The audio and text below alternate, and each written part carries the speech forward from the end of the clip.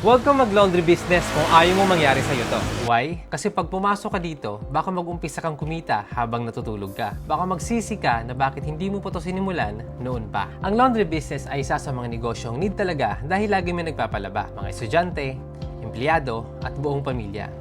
Hindi rin ito trend na nalalaos kinalaunan. At ang maganda pa, pwede mo itong simulan kahit maliit lang. Pwedeng isa, pwedeng dalawa, o 3 machine muna.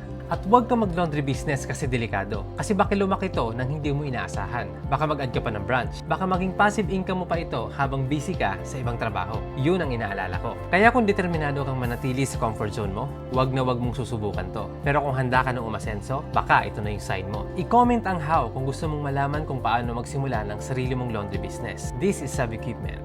Your business, our expertise.